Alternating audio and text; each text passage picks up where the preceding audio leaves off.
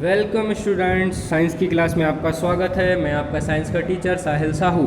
ठीक है, second chapter हमें आज पढ़ना है। फर्स्ट चैप्टर हमने अपना कंप्लीट कर लिया था, क्रॉप प्रोडक्शन एंड मैनेजमेंट। उसके क्वेश्चन आंसर भी हमने पढ़ लिए थे और क्वेश्चन आंसर आई होप कि आप सबने अपना अपना वर्क कर लिया होगा कॉपी में। जिसने भी नहीं किया है प्लीज़ कर लें और मेरे को फ़ोटो खींचकर मेरे नंबर पर सेंड करें।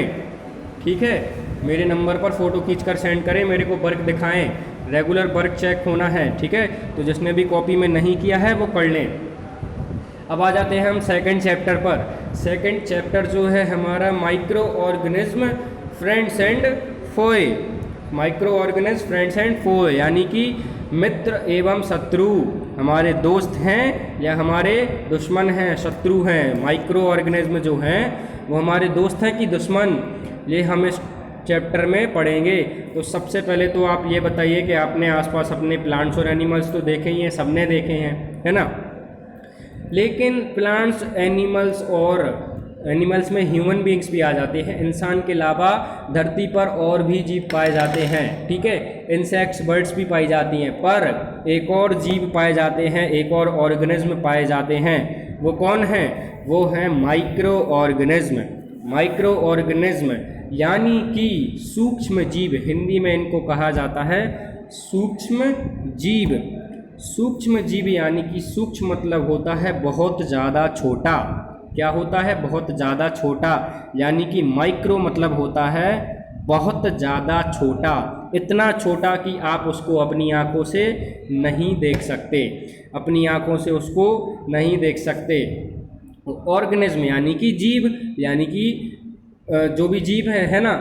तो माइक्रो ऑर्गेनिज्म यानी कि सूक्ष्म जीव, यानी कि जिसको आप अपनी आँखों से यानी कि नेक्ड आई से, नंगी आँखों से नहीं देख सकते हैं, है ना। उसको आपको कैसे देखना पड़ेगा? आपको उसको देखना पड़ेगा माइक्रोस्कोप की मदद से। किसकी मदद से? माइक्रोस्कोप की मदद से। आप ऐसे अपनी आँखों से उसको नहीं देख सकते हैं। अच्छा, माइक्रो ऑर्गेनिज्म जैसे आपने कभी देखे हों, रोटी है, रोटी पे फंगस लग जाती है। अगर आप बासी रोटी 2-3 दिन रख दें तो उस पर क्या लग जाएगी? काले काले से कलर की या वाइट कलर की लग जाती है फंगस, जिसको हम फफूंद कहते हैं, फंगस कहते हैं, वो लग जाती है। वही है माइक्रो ऑर्गेनिज्म, वही माइक्रो ऑर्गेनिज्म है ना। वो फंगस, बैक्टीरिया जो भी लग जाते हैं। ब्रेड आपने देखा हो, ब्रेड अगर गीला करके आप 2-3 दिन के लिए रख दो तो उसमें भी बैक्टीरिया, फंगस लग जाएगी ब्लैक कलर की। ठीक है, वही माइक्रो ऑर्गेनिज्म कहलाते हैं। अगर उन्हीं को आप माइक्रोस्कोप की मदद से देखेंगे तो आपको वो दिखाई देंगे, लेकिन आँखों से नहीं दिखाई देते हैं। आँखों से सिर्फ आपको ऐसी काली काली या वाइट वाइट सी फंगस दिखेंगी। अगर आपको रियल में उसको बिल्कुल जैसा वो दिखता है वैसा ही देखना है तो माइक्रोस्कोप की मदद से देखना पड़ेगा। ठीक है, अब देखते हैं हम आगे कि माइक्रो ऑर्गेनिज्म होते कितने प्रकार के हैं। तो माइक्रो ऑर्गेनिज्म हमारे लगभग 4 ग्रुप्स में बांटे गए हैं। मेजर जो हैं 4 ग्रुप्स में क्लासिफाइड किया गया है। एक bacteria, fungi, protozoa and algae. Bacteria, fungi, protozoa and algae, ये लगभग कॉमन कुछ 4 नाम, कुछ 4 कैटेगरीज जो दी गई हैं, इनमें माइक्रो ऑर्गेनिज्म को बांटा गया है। यानी कि छोटे छोटे जो ऑर्गेनिज्म हैं इनको बांटा गया है। इन चारों को ही हम अपनी आंखों से नहीं देख सकते हैं, है ना, क्योंकि सभी क्या है? माइक्रो ऑर्गेनिज्म है। अच्छा, ये 4 तो हैं, इनके अलावा एक वायरस भी होता है। क्या होता है? वायरस। ये भी बहुत ज़्यादा छोटा है, इसको भी हम अपनी आंखों से नहीं देख सकते हैं। ठीक है, ये वायरस जो है वो कहाँ पैदा होता है? ये होता है होस्ट की बॉडी में। यानी कि जो भी बॉडी है जिसकी भी, जैसे इंसान के अंदर वायरस, सबसे अच्छा एग्जाम्पल हम ले लेते हैं आज का कोरोना वायरस। कोरोना वायरस जो है वो इंसान की बॉडी के अंदर पैदा होता है ना, या एक दूसरे से दूसरी की बॉडी के अंदर ट्रांसफ़र होता है। तो वो कहाँ रहता है? बॉडी के अंदर। ठीक है, यही क्या है? वायरस हैं। वायरस नुकसानदेह होते हैं। क्या होते हैं? नुकसान करते हैं, हमेशा हानिकारक ही होते हैं वायरस। ठीक है, इनसे कोई फ़ायदा नहीं होता है। आपने कोरोना वायरस तो आज सब जगह ही देखा ही होगा, हर जगह वायरस फैला हुआ है। इससे अच्छा एग्जाम्पल तो आपको कहीं मिलेगा ही नहीं। ठीक है, और भी वायरस होते हैं, कुछ नाम यहाँ पर दिए गए हैं। इन्फ्लुएंजा वायरस, कोल्ड वगैरह जो कफ्स हमें होता है वो सब किसकी वजह से होता है? वायरस की वजह से। जो हमें सर्दी होती है, जो हमें वायरल फीवर होता है, ये सब किसकी वजह से होते हैं? ये होता है हमारे वायरसेस की मदद से। जो कोरोना आजकल हो रहा है वो किसकी वजह से हो रहा है? वायरस की वजह से हो रहा है। तो वायरस हमारे लिए नुकसानदेह होते हैं, ठीक है। डायसेंट्री या मलेरिया वगैरह जो है वो तो प्रोटोजोआ की वजह से होता है। किसकी वजह से? प्रोटोजोआ। हमने ऊपर पढ़ा ना, 4 कैटेगरीज में बांटा।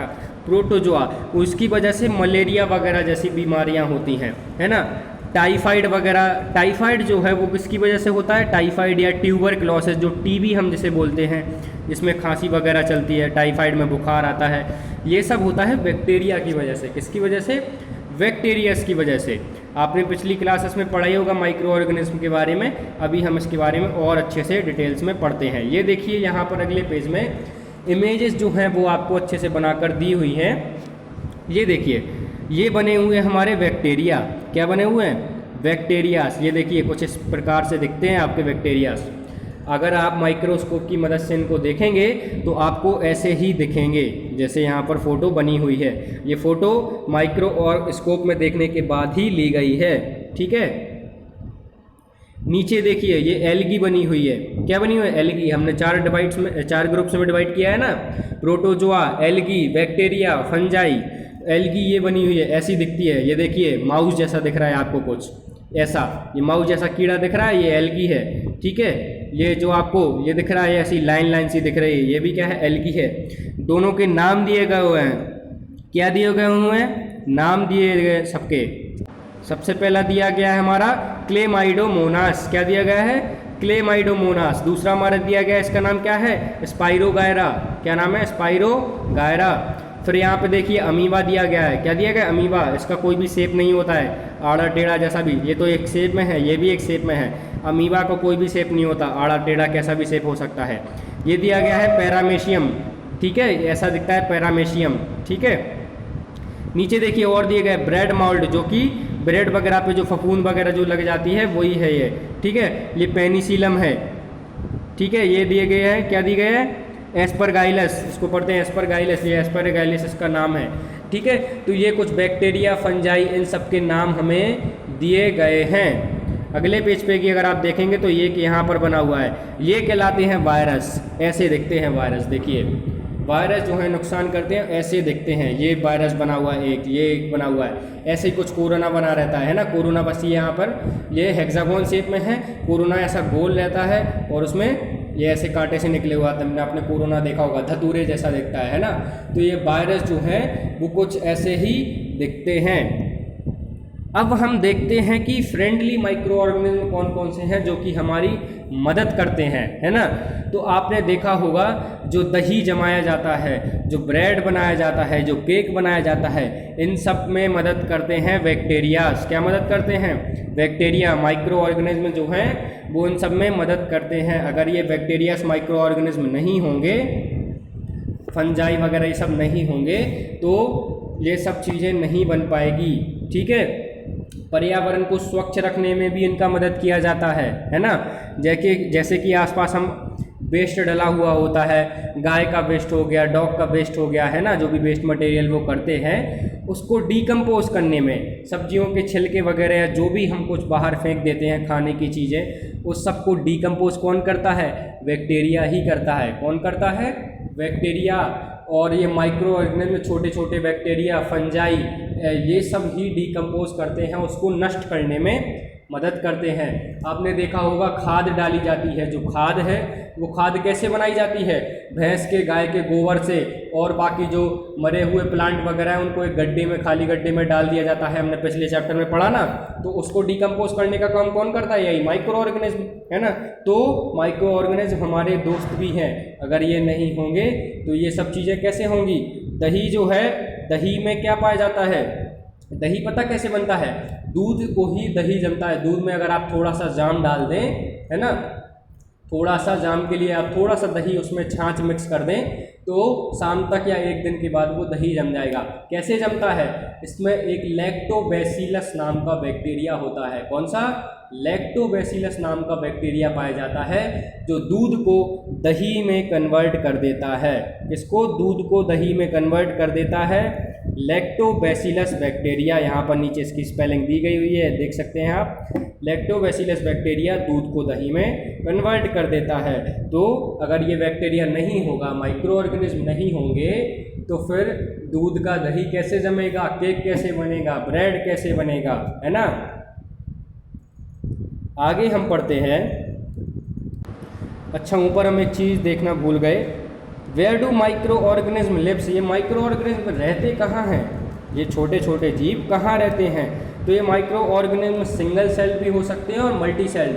सिंगल सेल और मल्टी सेल मैंने शायद आपको बताया है। सिंगल सेल देखिए, जिसमें एक ही सेल पाया जाता है। हमारी बॉडी किससे मिलकर बनी है? सेल से मिलकर, जिनमें एक ही सेल पाया जाता है, जैसे कि अमीबा, वो सिंगल सेल है। और जैसे कि जिसमें बहुत सारे सेल्स पाए जाते हैं, जैसे कि हम एनिमल्स हो गए, इंसान हो गए, इन सब में क्या पाया जाता है? बहुत सारे सेल, यानी कि मल्टी सेलुलर, है ना। तो कुछ माइक्रो ऑर्गेनिज्म यूनिसेलुलर रहते हैं, कुछ मल्टी सेलुलर, ठीक है। अब ये पाए कहाँ जाते हैं? एनवायरनमेंट में पाए जाते हैं। एनवायरनमेंट जो आसपास का हमारा एनवायरनमेंट है, कहीं भी आपको मिल सकते हैं, है ना। ये ठंड के सीज़न से लेकर गर्मियों के सीज़न तक हर जगह रहते हैं, हर सीज़न में रहते हैं। डेजर्ट में भी रहते हैं और पेड़ पौधे वाली जगह पे भी रहते हैं। मतलब कहने का मतलब ये है कि हर जगह पर ये पाए जाते हैं, ठीक है। एनिमल्स और इंसानों की बॉडी के अंदर भी पाए जाते हैं। कोरोना वायरस आपने देखा होगा, लोगों की बॉडी के अंदर ही तो है ना। तो बाहर खुले में नहीं घूम रहा है, वो लोगों की बॉडी के अंदर ही है, ठीक है। तो ये कुछ किसी की बॉडी के अंदर पाए जाते हैं, कुछ भैया बाहर खुले में घूमते रहते हैं, है ना। कुछ ये ब्रेड वगैरह पे लग जाते हैं, है ना, रोटियों वगैरह पे लग जाते हैं, फंगस जो लग जाती है। तो कहने का मतलब यही है कि ये माइक्रो ऑर्गेनिज्म हर जगह पाए जाते हैं।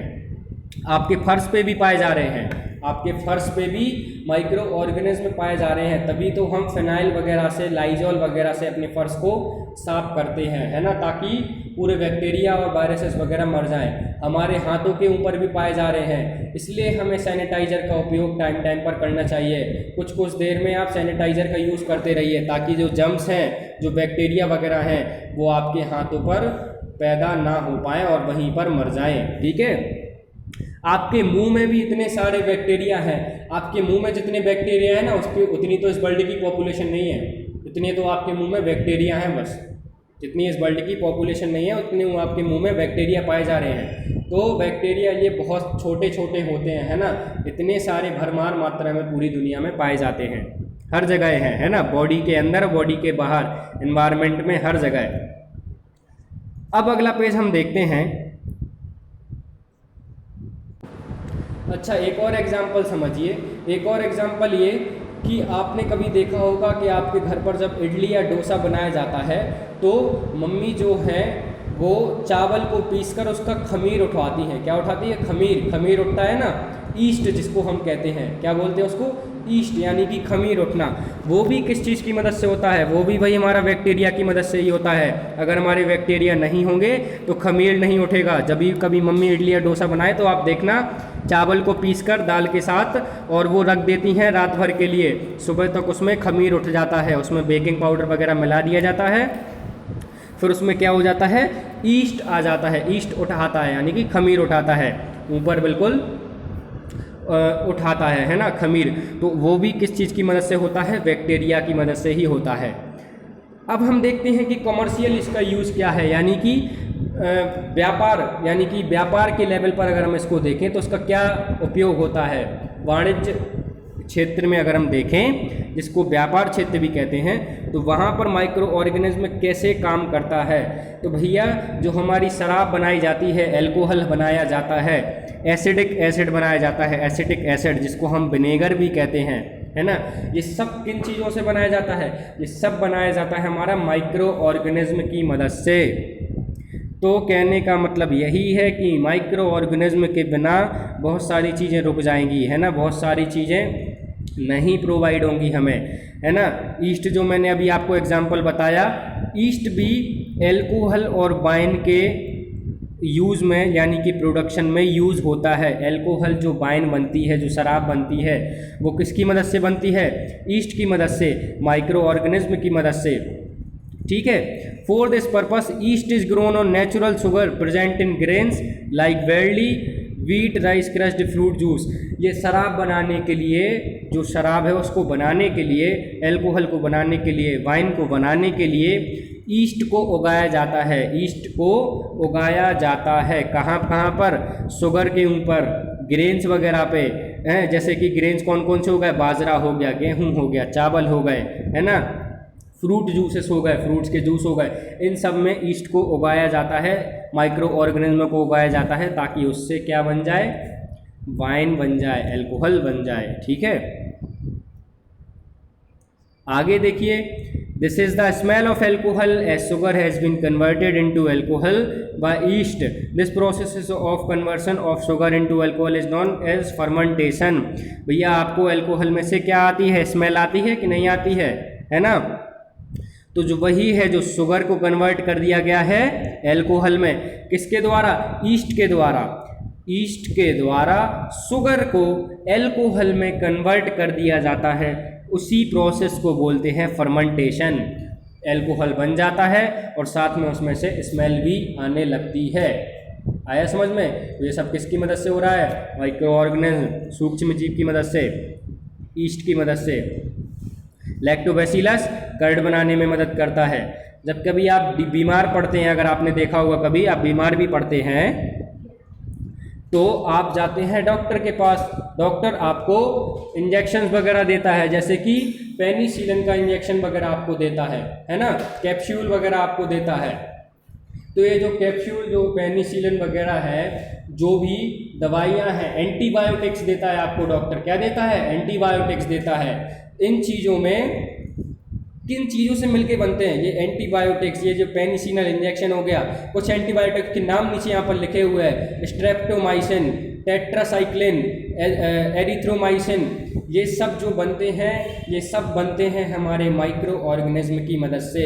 ये दवाइयाँ जो बनाई जा रही हैं, तो मतलब एक बड़ा काम इसका यूज़ ये भी हो गया कि जो दवाइयाँ हमारी बनती हैं वो भी हमारी माइक्रो ऑर्गेनिज्म की मदद से ही बनती हैं। ठीक है। एंटीबायोटिक्स वगैरह जो बनते हैं माइक्रो ऑर्गेनिज्म की मदद से ही बनते हैं। हालांकि ये एंटीबायोटिक्स कोल्ड वगैरह में, सर्दी वगैरह में काम नहीं करते हैं, कफ में काम नहीं करते हैं। क्यों नहीं करते हैं? आपने देखा भी होगा, कोल्ड और कफ में कोई आपको एंटीबायोटिक्स नहीं देता है। इसलिए नहीं देता है क्योंकि वो वायरस की वजह से हुआ है। क्योंकि वो क्या है? वायरस की वजह से आपको हुई है सर्दी। तो वायरस के लिए एंटीबायोटिक्स काम नहीं करते हैं। तो अभी तक हमने देखा वायरस यानी कि सूक्ष्म जीव हर जगह ये पाए जाते हैं, एनवायरनमेंट, बॉडी के अंदर हर जगह। ठीक है। रोटियों के ऊपर लग जाती है फंगस, ब्रेड के ऊपर लग जाती है। ठीक है। फिर हमने देखा कि 4 प्रकार में उसको बांटा गया है। एल्गी हो गया, फंजाई हो गया, बैक्टीरिया हो गया और प्रोटोजोआ हो गया। ठीक है। फिर हमने देखा कि एक वायरस भी होता है जो कि नुकसानदायक होता है, जैसे कि कोरोना वायरस, इन्फ्लुएंजा वायरस। ठीक है। कोल्ड और कफ वगैरह हमें होता है, फीवर वगैरह होता है वायरस की वजह से ही। फिर हमने देखा कॉमर्शियल यूज़। पहले तो हमने घरेलू उपयोग भी देखा कि भाई हमारा जो इडली डोसा में खमीर वगैरह उठता है वो भी हमारा बैक्टीरिया की वजह से उठता है। दही, दूध से दही बनता है वो भी हमारा लैक्टोबैसिलस बैक्टीरिया की वजह से बनता है। वाइन और एल्कोहल जो हम बनाते हैं कमर्शियल यूज़ में, वाइन और एल्कोहल जो हम बनाते हैं वो भी हमारा ईस्ट की वजह से बनता है। ईस्ट शुगर को एल्कोहल में कन्वर्ट कर देता है, जिस प्रोसेस को फर्मेंटेशन कहा जाता है। ठीक है। फिर हमने देखा कि दवाइयाँ बनाने में भी मदद करता है। दवाइयाँ बनाने में कैसे? एंटीबायोटिक्स, इंजेक्शन वगैरह जो भी बनाए जाते हैं वो सब बनाए जाते हैं हमारे माइक्रो ऑर्गेनिज्म की मदद से। कुछ नाम हमने देखे, स्ट्रेप्टोमाइसिन देखी हमने। ठीक है। और हमने देखी टेट्रासिलिन और हमने देखी एरिथ्रोमाइसिन। आगे हम बढ़ते हैं, आगे हम देखते हैं वैक्सीनेशन। क्या देखना है हमें? वैक्सीन। आजकल वैक्सीन सभी को लग रही है ना, सभी जाके लगवाएं। अगर आप 18+ हो चुके हैं तो वैक्सीन जाकर आज ही लगवाएं। कोरोना की वैक्सीन जो लग रही है, अगर आपके फैमिली मेम्बर्स में किसी ने नहीं लगवाई है तो प्लीज़ उसको जाकर सबसे पहले वैक्सीन लगवाएं। अब आप जो वैक्सीन लगवाते हैं वो कैसे यूज़ होती है या उसका काम क्या होता है, वही हमें यहाँ पे पढ़ना है। देखिए, आपके शरीर में आपको बीमार करने के लिए कुछ माइक्रोब्स एंटर होते हैं, अंदर जाते हैं, है ना। जैसे कि कोरोना ही जाता है तो आपकी बॉडी को पता होता कि उससे लड़ना कैसे है। आपकी बॉडी जो है एंटीबॉडीज़ बनाना शुरू कर देती है। क्या बनाना शुरू कर देती है? एंटीबॉडीज़, यानी कि उससे लड़ने की क्षमता, उससे फाइट करने की, जो माइक्रोज आपके अंदर एंटर हुआ है उससे लड़ने की क्षमता प्रोड्यूस करने लगती है कि हमें इससे लड़ना है। अगर आपने एक बार लड़ लिया तो फिर दोबारा उससे कैसे फाइट करनी है, तो वो भी आपकी एंटीबॉडीज आपकी बॉडी बनानी है। आपकी बॉडी को पता रहता है कि इस बीमारी से कैसे लड़ना है। ठीक है, अब आप देखिए कि जो भी कोई मरा हुआ माइक्रोब्स है, कोई भी मरा हुआ सूक्ष्म जीव है, वो आपकी बॉडी में एंटर हो जाता है तो आपकी बॉडी क्या बनाती है? एंटीबॉडीज़ बनाती है। और एंटीबॉडीज़ वो जब तक रहती है आपकी बॉडी में, जब तक फाइट करती है, जब तक वो उस माइक्रो ऑर्गेनिज्म को ख़त्म ना कर दे, है ना, उसको पूरी तरह नष्ट ना कर दे और आपको प्रोटेक्ट करती है। ठीक है, एंटीबॉडीज़ बनाकर। इसी तरह वैक्सीन वर्क करती है, यही है वैक्सीन का वर्क। अगर आप वैक्सीन लगवाएंगे तो आपकी बॉडी में क्या है? एंटीबॉडीज़ बनना शुरू हो जाएंगी। आपने सुना होगा कि कोरोना की वैक्सीन लगवाने के बाद आपकी बॉडी में क्या बनती हैं? एंटीबॉडीज़ बनती हैं। वही एंटीबॉडीज़ उन वायरस से, उन बैक्टीरिया से लड़ने में मदद करती है। ठीक है, आपकी बॉडी में कुछ डिसीज़ होती हैं जैसे कि कोलेरा हो गया, ट्यूबरक्लोसिस हो गया, स्मॉल पॉक्स हो गया, हेपेटाइटिस हो गया, ये सब वैक्सीनेशन से रोका जा सकता है अगर आप इन सब के टीका लगते हैं। क्या लगते हैं? टीका, यानी कि इनका एक इंजेक्शन लगाया जाता है। वो टीका अगर आप लगवा लेते हैं तो आपके शरीर में एंटीबॉडीज़ बन जाएगी और फिर आपको उस चीज़ से खतरा नहीं होगा, उस वायरस से या उस बैक्टीरिया से खतरा आपको नहीं होगा। छोटे में आपने सबने पोलियो की दवा तो लगवाई होगी, है ना, 2 बूंद पोलियो की, वही कहलाता है टीकाकरण। वो पोलियो की दवा जाने के बाद ही आपकी बॉडी में एंटीबॉडीज़ बनना शुरू हुई, है ना। पोलियो की दवा आप सभी ने लगाई होगी, कोरोना की आजकल वैक्सीन सभी को लग रही है, तो यही वैक्सीनेशन कहलाता है। क्या कहलाता है? वैक्सीनेशन। ठीक है, तो इतनी चीज़ें हमने आज चैप्टर में पढ़ ली। बाकी का चैप्टर हम अगली वीडियो में कवर करेंगे। लास्ट चैप्टर के क्वेश्चन आंसर जिसने वर्क नहीं किया है प्लीज़ वर्क कर लें और मेरे को फ़ोटो खींचकर मेरे नंबर पर सेंड करें, अपना नाम और क्लास लिखकर। ठीक है, फ़ोटोज़ को सेंड करें, नाम और क्लास ज़रूर लिखें। जैसा मैंने कॉपी में बताया है लिखना, वैसा ही लिखना है, पेज के दोनों साइड लिखना है। इस चैप्टर को पढ़ लीजिए, जो भी डाउट हो आप उसको डाउट को मेरे से पूछ सकते हैं। और पिछला चैप्टर भी हमारा हो चुका है, बाकी का चैप्टर हम आगे कवर करेंगे अपनी वीडियो में। ठीक है, फिलहाल आज क्लास यहीं ख़त्म होती है। थैंक यू बच्चों।